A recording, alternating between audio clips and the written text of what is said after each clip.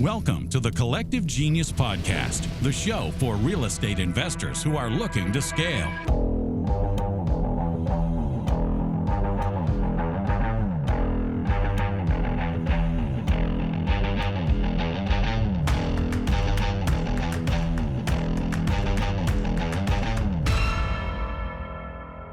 Welcome back into the Collective Genius Podcast, the podcast for real estate investors that want to continue to grow and scale their businesses. And hopefully one day they can grow up and be a guy like this next guest that we have, our CEO member, Mr. Josh Stech. Good friend. This guy is always positive. A real treat for you here today. Welcome in, Josh. How are you, man? Oh, I'm doing great. True to the positivity there comment. I'm doing wonderful. How are you, Leon? In our basketball practice, we don't allow kids to say good. So we say things like outstanding. I'm fantastic, Josh. Heck yeah. Well, you look it anyway. You always do. And thanks for having me. I'm thrilled to be on, and hopefully I can share something that the audience finds valuable. Who knows? But yeah, I think they'll find a little bit here because, you know, when I think about those that have built businesses that a lot of our members, a lot of people in this industry look up to, the businesses that you've created, and you know, we will get deep into this, but the business that you've created, you know, have that less of a mom and pop feel and more of a corporate structure while remaining, you know, cool and positive. That's the best way I can put it. We try not to take ourselves too seriously. Actually, there's a big sign in one of our offices, and it says, stay hungry, stay foolish. And that second one, the foolish, it's like, please never take yourself too seriously, because if we do, what are we doing here?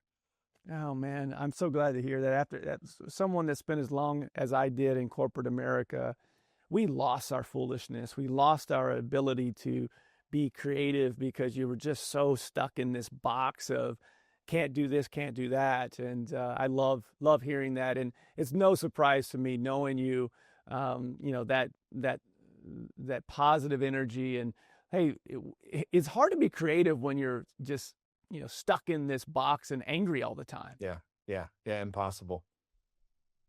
Well, let's get into this. You know, this is goodness. We've now been doing this for a year, the Collective Genius Podcast. And when I first started, my goal was to feature members, have conversations with geniuses, as you know, I've kind of coined it over the last year of doing this pod.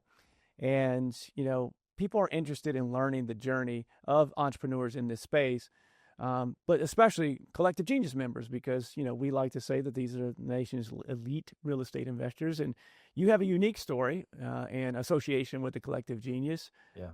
If I might be mistaken here, but were you not a part of the very first meeting 15 years ago? The first ever group, the first ever meeting. And I actually give Collective Genius, and maybe we'll get there, this is the right time, but I give Collective Genius with credit for the first private loan we ever did as a family, my dad and I, that then years later ended up literally laddering into the largest lender in the entire country, lending home now, Kiavi. So it all started at Collective Genius. I mean, can't make that up. That's crazy. What were you doing at that time? Obviously, you weren't lending. You did your first loan within the group. When you came to that first meeting 15 years ago, were you flipping? What was the business that you came to CG with?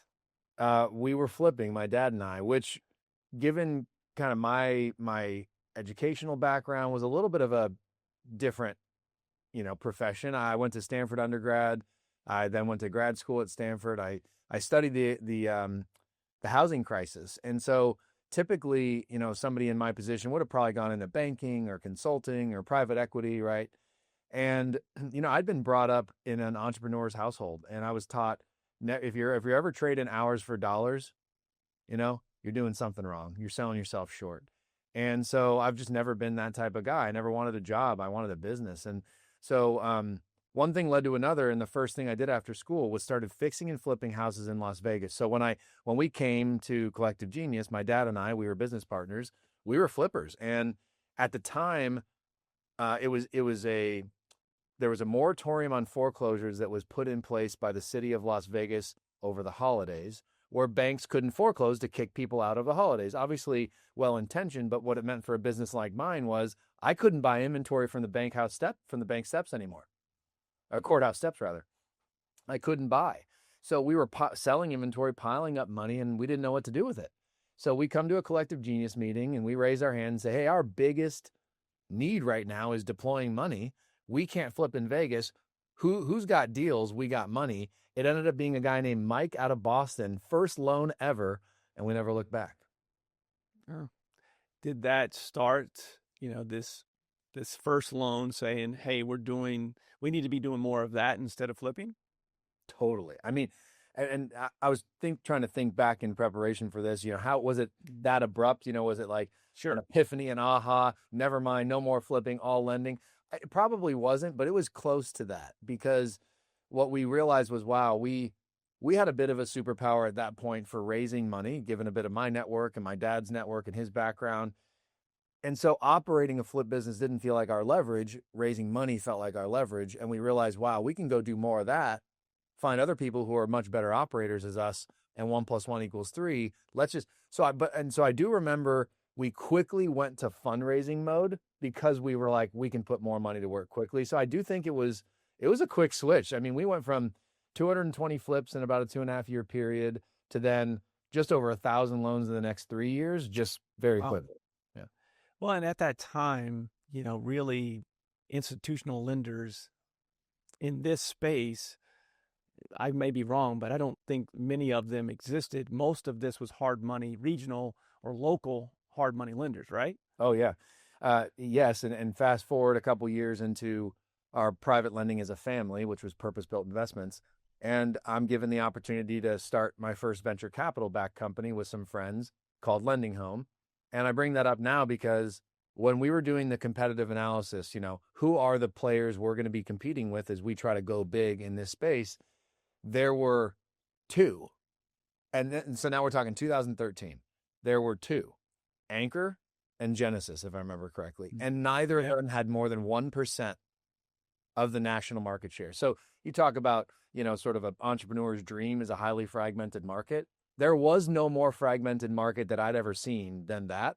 And that got us really excited. And, fast forward even then to 2018, 5 years into building Lending Home, we were it was over 15% of the national market share we represented as a single company. So we did something pretty special there in a couple of years. You most definitely did. And what I love about that is, oftentimes we'll have entrepreneurs that are here and are growing, a very successful business.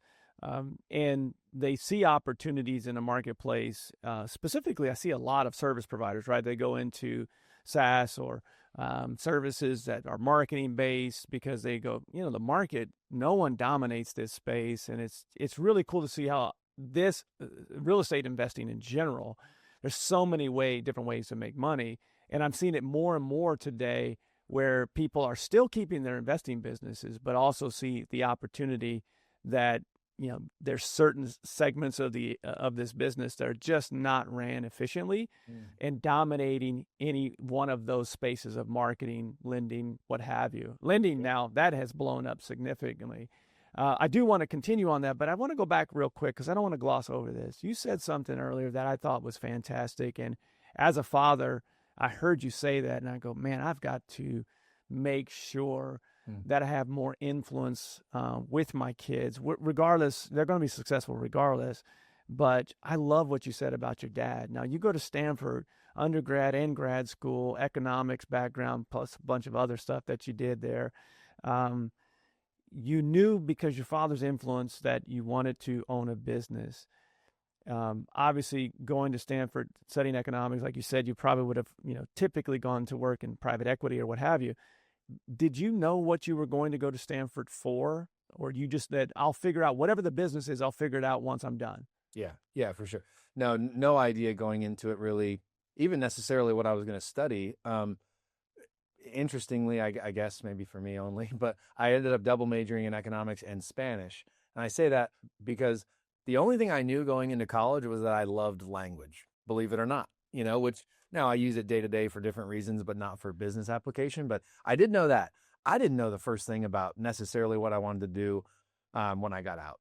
And it really, the reason I chose to get into the business of flipping was I wrote my honors thesis on the subprime lending crisis and the impact it was having, back to the Spanish thing, on the Latino community and the remittances they were able to send back to their home countries in Latin America.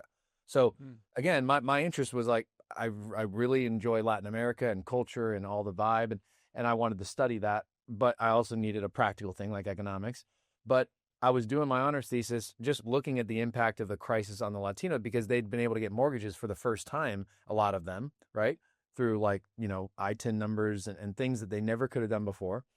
Variable rate mortgages and very low down payment, low to no down payment. And I was looking at the impact that taking the mattress money and putting it towards a down payment and then getting foreclosed on, because a lot of them unfortunately were, what then impact that had on the families back in, say, El Salvador or Ecuador or Nicaragua. And remittance activity dropped through the floor. So not only were we having a crisis here, they ended up having a crisis there. Anyway, that's what led me to realize, oh my gosh, America's on sale.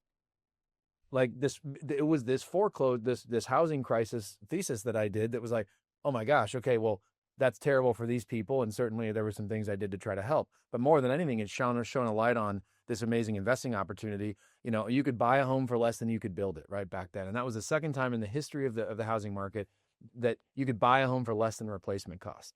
And I just remember my dad saying, look, he wasn't like a real estate expert per se at the time. He'd done plenty of investment, but he'd never built businesses in the real estate area. But he said, Josh, this feels like the time. This feels like the time. So we came together and we started building. As you build up the lending home business, you're growing it significantly. At what point do you say, most people within the Collective Genius always have the next thing? At what point, as you're growing this, it's successful, you're like, I need to do something else? Yeah. There was a very distinct turning point actually for me. So, and to comment briefly on that lending home experience, I mean, it was incredible, because what I built with my father was more of a traditional business that I think a lot of people think about in real estate, right? It was bootstrapped. We raised money for assets, but we didn't raise money for equity or anything. We just bootstrapped. And we built a good little business with some employees and a decent amount of cash flow. Lending home was a venture capital play, which is convincing a bunch of really smart people that have an optimistic view of the future to give you a bunch of money to build something novel in a really big space that could be worth billions of dollars, right? I'd never experienced that before, but hitched my wagon to some people that had, and we gave it a run at lending home. And over the course of 5 years I was there, I can't remember exactly, so I wouldn't say, quote me on this, but I think we were just over 500 people by the time I left. We'd raised over 200 million of venture capital. We had a mark of a valuation of over $1 billion. It was a crazy fun ride. Back to your question, that inflection point where it was like, well, why are you that sounds great. Why the heck would you get off that train? What would you do? And here's why. I was following someone at the time in Silicon Valley named Mike Cagney. He'd started a company called SoFi, which you probably know now is a household name. Stadium. And they're naming stadiums now, right? They weren't right then, right? When they first got started, they were just a little old nobody, just like lending home. Well, what I liked about his approach was he took a very different approach than some businesses often go vertical. So they'll choose something like mortgage, and they won't serve any one customer. They'll serve anybody that needs a mortgage, right? So whether it's a homeowner or, and whether it's a veteran or it's a jumbo loan or it's a small loan or it's a short-term loan or they'll just do everything mortgage. Well, what Cagney said was, we're actually going to find one customer, not a vertical, but a customer who needs multiple products and services over the course of their life cycle. So he found this Henry, high earners, not rich yet. Henry is what he called it. And he started off with better student loan financing programs for these kids coming out of Stanford and Harvard, and that had crazy big earnings, but had no wealth yet, right? And so he gave them that. And what he did that was so smart, and it'll kind of come back full circle to why I then launched Sunday, was he said, we're not going to stop at student loans. We're going to do jumbo mortgages because that's what they need next. And then after that, guess what? They need life insurance because they start having families. And then after that, they start actually getting some wealth. We're going to give them wealth management products. And he did this beautiful encircling one customer with all the things that they needed. Gosh, I just loved that business. So I looked at our lending home business and said, we have by far the household name in short-term loans for property investors. Well, let's take this property investor customer of ours, like the SoFi Henry equivalent, and let's encircle them with more of what they need. What do they need? Well, they need property. They need access, because this is not, we're no longer in, 2010, 2011, where you could go to the auctions and buy 10 homes a day, or you could go get 20 short sales off the MLS. Like, we're now in a healthy market where homeowners have equity and foreclosures are down to nothing. Sourcing properties is their number one need. So I pitched everybody within Lending Home on, let's do this. Let's go give them property. Let's give them specialty insurance. Let's give them, and anyway, ultimately the company decided to go mortgage vertical deep. And I said, I want to go property investor broad. So I launched Sunday. So that was what caused me to leave. Long story, but that's it. No, I'm glad you shared that. I knew that story, and I'm glad you went to, I didn't know the SoFi example. I love when entrepreneurs see what other entrepreneurs are doing and say, why are we not doing that? That's a great idea. We can bring that into our world. It also reminded me of, you ever heard the story of Hershey and the Reese's peanut butter cup? No. So the Hershey, I forget the Milton Hershey, I think is his name. He's, created this whole city in Hershey, Pennsylvania, for his workers, and number one chocolate company, candy company, what have you at the time. And he has an employee that comes to him and says, hey, peanut butter and chocolate is really, really good. And he goes, no, we're a chocolate company. We don't do peanut butter and chocolate. We only do mortgages, to this example, right?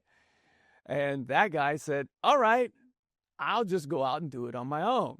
And the rest is history. They ended up buying him back later, many years later, but it became like his biggest rival, his employee that said, hey, why don't we do peanut butter and chocolate? The guy, Milton, had it underneath his nose, but just couldn't see the vision of putting those two together and how it would actually, help his brand and not hurt his brand. So that's exactly what I thought of when you started saying that story. It's a great analogy. And it's, as I've now built Sunday and really done the, property marketplace, then do a mortgage company, then do an escrow company. And we've started that journey around the property investor.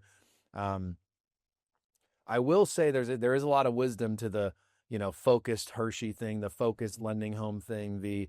I think when I left Lending Home, again, these aren't going to be perfect numbers. We were maybe doing 250 or 300 million a month, maybe and now I see, and I'm not part of the company anymore, but I see $800 million months. And, and a lot of it is owed to that focus, and so sure. Whether it was they didn't see the vision or not, it was like definitely we're going to stay here, we're going to stay in our lane. And as I've increased the surface area, as I call it, of my business, it is not like a gradual increasing complexity as you add. It's not linear. You don't add one thing and you get, you go from 1 to 2 businesses and you get 2 times the complexity. It's not. It's 9. Right. It is. So right. I think there's some wisdom to staying focused too. Yeah. I'm so glad to hear you say that. Thank you for following up with that, because most of the people that are listening to this pod, we want you to stay very laser focused on building a business until you get to a point where you have those trusted executives and employees that run day-to-day operations, but not only run it and sustain it, but grow it, right? Grow it beyond what you could do on your own. So I'm glad you hit on that, because, is very few, I would say, are people that are at our premier level and above that have multiple executives are now in an opportunity, the ones that do it best, of adding on new revenue streams that are still within the real estate investing world. They're generally at a place where they're sitting in the office as a founder and they don't have any more day-to-day activities within the core business. Those are the ones that I would say you have that opportunity. Anybody else, keep laser focusing until you get to that point. You've mentioned now Sunday a couple different times. You say, I'm going to go out and do this because I think this is something that should be done, because it's not being done. For those that don't know, because you're primarily West Coast, for those that are not on the West Coast, how did you start Sunday, and where did you service when you started out, and where do you service today? Yeah. I actually started Sunday in a similar way that we started Lending Home. So found a great co-founder. He was actually my CFO at Lending Home. And before that, he was CFO at Airbnb, which was important because not only do we have a working relationship, but his Airbnb experience was analogous to the marketplace type of thing we were going to try to create with Sunday. Bring an inventory, and in our case, property investment opportunities. In Airbnb's case, like vacation rentals. And we're going to try to pair it with demand for that. In our case, investors who need properties, in their case, tenants who need somewhere to stay. So anyway, back to how did I do it? I found someone who I was very aligned with, who saw the vision that I saw. And then we went and raised venture capital. And we raised money from Peter Thiel's Founders Fund. And the reason was he was on the Airbnb board along with my co-founder, and they had interaction there. So he funded us to get going. And, the first thing that we did, which was very different than Lending Home was a technology build first and sort of distribution second. For Sunday, it was more of distribution first and then technology second. So what I mean is the things that mattered for Sunday, if we're going to be marketing to homeowners who don't want to sell the traditional way, but also want a better outcome than just calling one investor and getting one offer. Like for those people, we needed to create a brand, and then we needed to get marketing in a good place where we could find them at scale, or at least at enough scale. We didn't need some fancy technology marketplace yet, right? We just needed to prove that we could create a brand and find customers or find homeowners. So we did that. And what we did on the demand side, because we never really wanted to be in the business of buying the homes ourselves, like an open door model, which I felt was a very, very inferior model to a marketplace. We needed at least some investors who were willing to buy the homes we were finding. So we found in every city we would start, we'd find the top 10. And we would go after, we'd say, look, here's what we're going to do. Can you buy these homes from us? Can you be our, demand? And usually they say yes, because again, it was the number one problem for investors at the time. So we stood up Sunday, and the idea with the brand was different, actually, because it's a direct-to-consumer brand. It was, something that instilled and evoked this sort of sense of, well, first we wanted to be unique. Like we didn't want it to sound like every other house buyer out there, right? I buy this, I buy that, we buy this, we buy. Not that there's anything particularly wrong with that. We just wanted it to be like, whoa. Because we knew we had a huge marketing budget. We were raising a lot of money. We knew we could afford to brand something unique. And then we wanted something that was kind of playful, because we felt like the approach most buyers have is this very serious. Like we are going to buy this and we're going to tell you what to do and we're the experts. And we wanted to feel expert, but we wanted to feel like a neighbor. Like what we always said was we want you to be talking to our team member the same way you talk to your neighbor on the weekend. Like someone that you trust, you feel a sense of like connectedness with, and that you're willing to hear them for who they are. Anyway, I know we're going a little bit deep into that. No, I mean, that is huge, man. What you just gave is, a lot of people that get into this industry, and sorry to cut you off there, but I wanted to make sure that you didn't just say, no, I'm going to go on to the next thing. That is so important because you thought through this, right? Everyone else is doing this, which in this industry, let's face it, most people that get into it, low barrier of entry, let's just do what other people do and we'll just copy their marketing and we'll just do that. Where I've seen the grown-ups in this space, the professionals have thought through, yeah. I don't want to be that individual. I want to be the neighbor. And, the name is playful.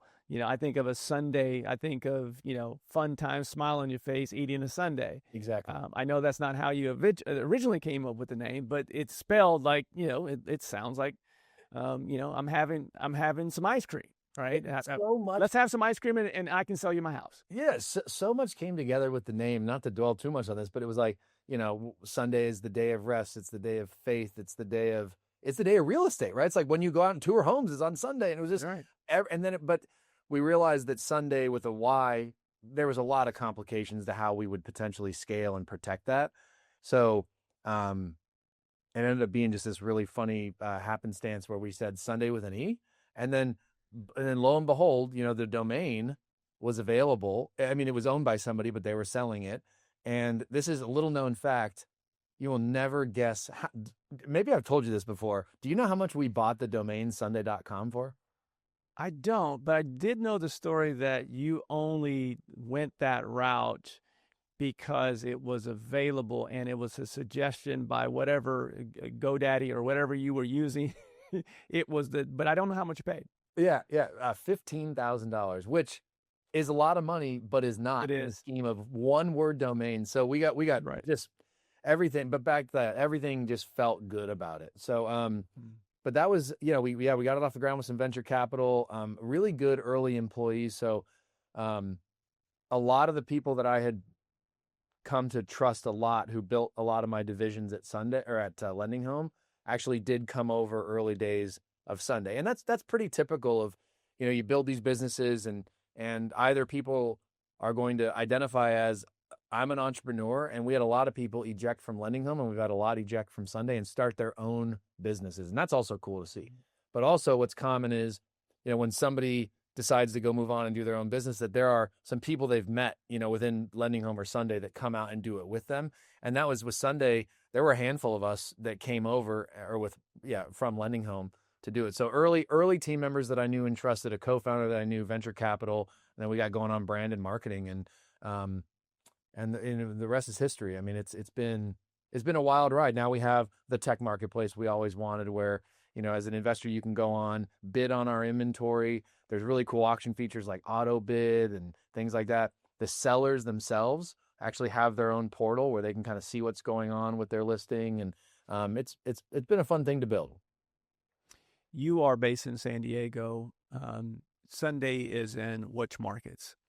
Sunday is really up and down the West Coast, and primarily California. So I'd say the big ones are San Diego, Inland Empire, Orange County, Los Angeles, Bay Area, and Sacramento. Okay. And, I didn't ask you this pre-show, but I know you are always looking at growing not only the core business, but, the things that service out, and we'll get to that in a second, the other services that come with it. I love that our last meeting you were on the panel, because there are some people that are listening to you going, I never want to be that big. And there's others going, oh my gosh, I didn't realize that I can do that. Like, that is just a different level than everybody else is playing at. And so I love when we have members like yourself that are able to present and give back to the community. Before we move on from Sunday, I would like to know, I'd be doing the audience a disservice as someone that buys a ton of property. You're a founder, you're CEO, so probably not day-to-day operations as much. But is there something that you're seeing? We're into 2026 now, late 2025, 26, that's working well in the marketplace right now for real estate? I mean, for us, I think what we're most focused on really wrapping. I know it sounds cliche, but as somebody who's a technology founder, who's invested in over 100 technology companies, including Anthropic early on, I invested in, which is, one of the largest large language models and AI companies. I think I can credibly say it, maybe more than some people, is the biggest opportunity that I see in real estate right now is to fold AI into your business. Again, sounds so cliche, but like, as an example, we're looking at not only ways to dominate the search results for some of these large language models, which I think is going to become increasingly where people look for who they're going to sell to. Dominating those is not trivial. It's very difficult. I think smaller brands are going to largely disappear from search results here in the next year or two. I think being focused on that's a really, really big deal. The other thing we're focused on is we're trying to reduce the cost in our system as much as possible. Things that come to mind certainly are like, inside sales and even outbound sales, not necessarily in the field sales, but those are going to be, these voice models are getting pretty good. And so we've been early adopters of those, early testers of those. But also things like inspections. So on our marketplace, we typically don't do investor showing. So if you're an investor bidding, you're going to need to get comfortable with just the information we provide, making a bid to buy a home. And so we give really good information, inspection reports, 3D walkthroughs, right? Things you can do to basically feel like you were there. Well, the inspection reports are expensive. I mean, and they take time. And so we've been looking at incredible, Eric Wu and I have actually been talking. His new company, he was the CEO of Open Door. His new company is Navigate AI. And so we're figuring out a partnership on his inspection AI, which is, between basically integrating with Meta glasses and giving it to anybody, even whether they're an inspector or not, and allowing them just through a visual walkthrough of the field and a couple key prompts that come up on the glasses to do an inspection, even if you're not necessarily qualified to do. There's things happening, dude, and it's happening at a rate I think that we all understand is different. So that's the thing I'd say. Yeah. That's great advice, man. Both of those. If you're, again, for those that are listening to this that are just thinking about, the advancement of their business from hiring, obviously those are all things that are important. Your operations, your people, but you're thinking about this at a different level. And when you're thinking about people, a lot of those costs are associated with things that can be replaced, right? The AI technology, the voice, all of those things, you're already ahead of the game. I'm so glad that you mentioned both of those. Yeah. Such great advice. So you're working on these things for future forward. You also have a bunch of things that you're excited about. You've invested in all these companies. You've got Sunday rolling, and now you are looking at, you have other things that you're super excited about here in 26. I think you had 2 or 3 of them. Hit me with them. Yeah, sure. Yeah, I mean, there are a couple things that I, over the years we have gotten excited about, and my dad and I have continued to work together on. One is Just Be the Bank. So justbethebank.com. What is it? It's a 2.5-day program, and essentially what we did was we said, private lending changed the trajectory of our family, right? I mean, it was that Mike in Boston at Collective Genius #1 ever that changed the trajectory of our family. And we're not talking like we added a zero. Like we've added several zeros since then. We wanted to empower people that want to get off potentially the rat race, either of the W-2, or maybe they want to get out of flipping because it's intense and they want to get into lending, but they don't know how to do it right. So our 2.5-day course teaches you how to become a private lender, full stop. And it's incredibly powerful. There's a lot of live interaction over Q&A and things like that. So we've educated over 500 people in a short period of time. It's 9.8 out of 10 star review on the alumni. And so that's something that we're pushing really hard. We just launched our book, Just Be the Bank, which is on Amazon as a #1 bestseller.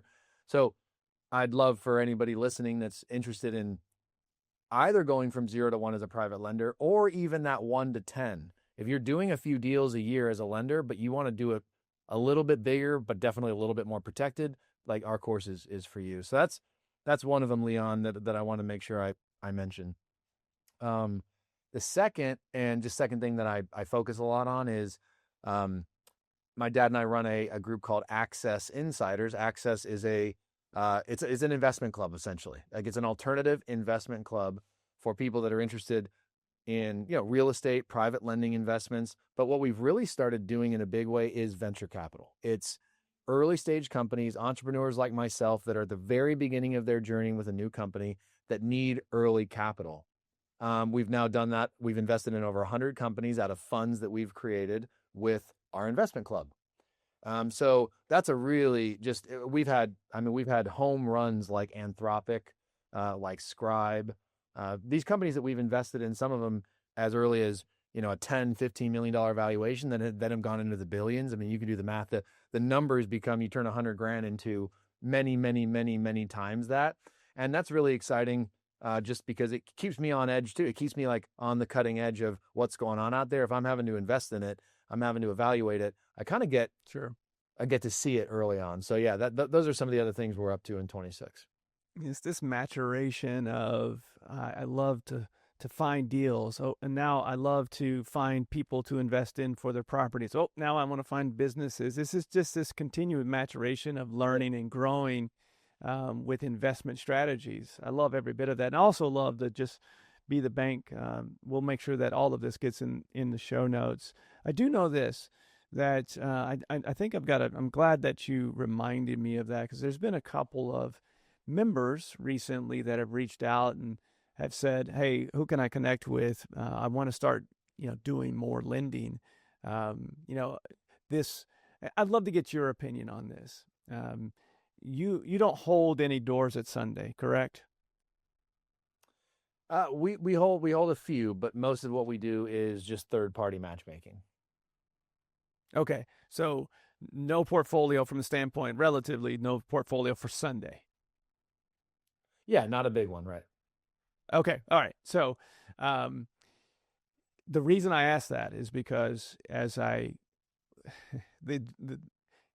misnomer for a lot of people in general is that you'll make a lot of money by holding doors, and here we have a massive company with a big brand that's not their main strategy, and so a lot of people are making that transition to saying, hold on, having rentals is not passive. It is nice for the equity play. It's a long-term play.